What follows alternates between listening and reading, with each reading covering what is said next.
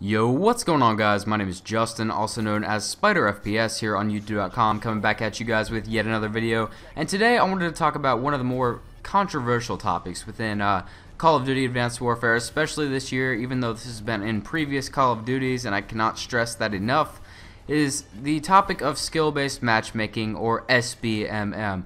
I know some of you guys, most of you guys, if you guys are active on other websites or Reddit posts, have seen people bitching about SBMM and about how it needs to be removed from the game and blah blah blah, mitochondria, yeah.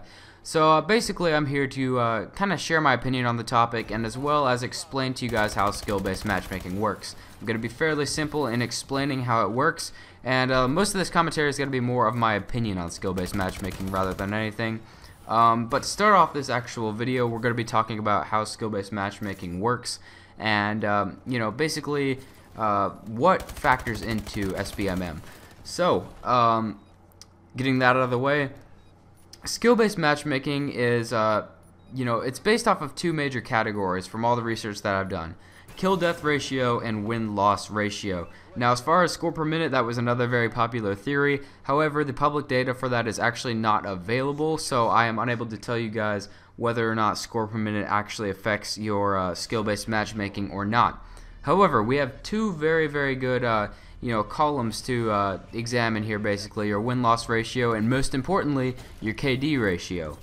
So, with that being said, guys, I think everyone can kind of agree with me that most players have a KD between, let's say, 0.60 and 2.0. I don't really know many players that have a below a 0.60 KD ratio. Those are the kind of players that just play casually, just get shreked upon every single game, just get shredded, like, type of kids that go like 10 and 40 in a domination game. So those are the type of kids that have below a 0.6, and then below a 2.0, I think you can start considering that pub star slash, really competitive player, esports guys, types of people like that. So based on the research, that I've done for in between 0.60 and 2.0 KDs, that's 90% of the player population. So keep that in mind whenever I'm talking about this. This is 90% of the population, so it's most likely going to be affecting you. The way skill-based matchmaking works actually is it is based on skill. If you definitely have a 0.6 to a 2.0 KD, you're going to be facing players with similar statistics, as most people know. And this is actually going to play you with people that are generally within 0.4 points below or above you. So basically, like, say that you are let's say you're a 1.0 KD. You have a 1.0 KD. You can face anyone from a 0.6 or possibly even a 0.5, really, anywhere up to a 1.5 or a 1.4. So that's that part of the actual skill-based matchmaking thing that a lot of people are complaining about is true. However, considering the fact that this is 90% of the player population, the skill-based matchmaking system actually has a lot of people to choose from in order for them to actually find a game.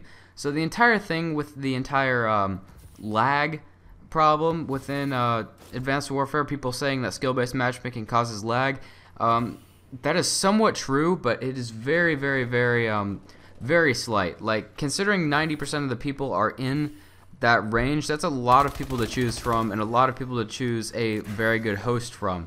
So considering the fact that you're only blocked from about 10% of people that play Advanced Warfare, I would say that connection really isn't a big deal within skill-based matchmaking for the general population.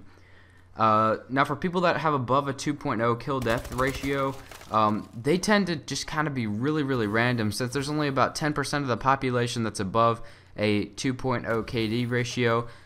Whenever you have a 2.0 KD ratio, sometimes you're unable to find people with equivalent skill as you because they're off doing other things, just doing whatever, so it'll actually place you in a lower ranked game. That's why people are complaining about, super tryhards being in their game and, stuff like that, because some players with above 2.0 KD ratios are placed in lower lobby games because of the fact that they actually cannot find people of their equal skill sometimes, which is definitely, I don't know, I mean, I guess it would be better than, other alternatives for skill-based matchmaking, but regardless to that, That's just kind of in a general sum up of how skill-based matchmaking works.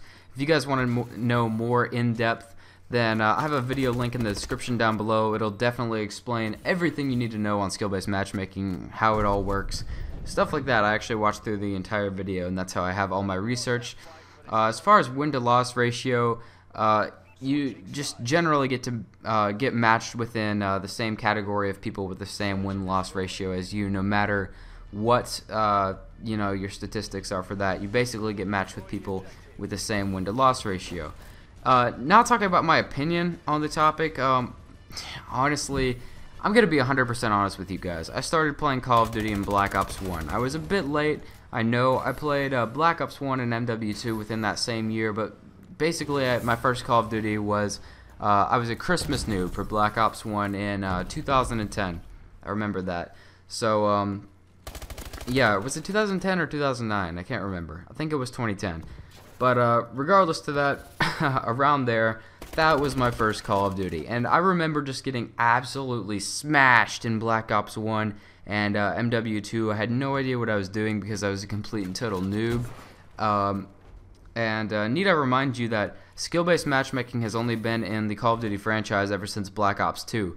Black Ops 2 was the very first ever Call of Duty with skill-based matchmaking, and that continued with Call of Duty Ghosts and Call of Duty Advanced Warfare. All prior games that were developed by Activision, or published by Activision, my bad, have not had skill-based matchmaking involved in this, which is where some of the complaints come in, because older Call of Duty players like myself know how it feels to be a noob and get completely smashed on, and you basically have to watch how your enemy plays in order to get better. So just my personal opinion, I really do think that people that are just getting into the game, all these Christmas noobs and stuff, I don't really like skill-based matchmaking. Let's just say that. I'm kind of indifferent towards the subject. I don't really mind it, but at the same time, how are bad players going to get better if they're only playing against noobs the entire time? You guys understand where I'm coming from? I just coming from a guy that used to get killed way too much in Black Ops 1, just dropping 2 and 20 gameplays by pub stars and people that were tryhards that just really shit on me, actually helped me to get a lot better in future Call of Duties and get me to where I'm at today, which is actually a competitive Call of Duty player. So that's kind of an interesting story. Obviously that stuff's still going to happen. People are still going to get better over time and advance through the rankings of skill-based matchmaking, but I honestly think that they'll get better a lot quicker if they're just placed with better players. But at the same time, I can kind of understand why skill-based matchmaking is a thing, because obviously, if you're a bad player, you don't just want to get shit on the entire time. I hated getting shit on the entire time and back in Black Ops 1. I'm just saying it helped me to become a better player and stuff. But if you're a casual player, I mean, it's still a thing. You still want to get better at the game, but I don't know. I honestly don't know the mindset of a casual Call of Duty player anymore. But yeah, guys, that's basically just my opinion on skill-based matchmaking. The truth behind it, really, it doesn't affect your internet connection as much as most people think, and it's honestly not that big of a deal to me, to be 100% honest. Like, Nadeshot, J-Hub, Drifter, and then a bunch of FaZe people are all going to be on Drama Alert with Michael Condrey within the next few days, talking about, what can happen to make the game better. I'm sure skill-based matchmaking is definitely going to come up in at least one of the conversations with either J Nasty or Drifter. So we'll see how that goes, guys. Stay tuned for that. It's on the Drama Alert channel. If you guys have no idea what Drama Alert is, you just type it into the YouTube search bar, you'll find it. So if you guys are interested in that, go ahead and check that out. That is my opinion on skill-based matchmaking, guys. I hope that wasn't too boring for you. I just really felt like I wanted to, kind of put my opinion in towards the topic, because it's really something that I, just wanted to, put something in towards and give you guys my opinion about. So yeah, guys, if you guys did enjoy this video, please feel free to leave it a like. Ratings are always appreciated here on my channel. And until next time, guys, my name is Justin, and I will see you guys in the next video. Peace.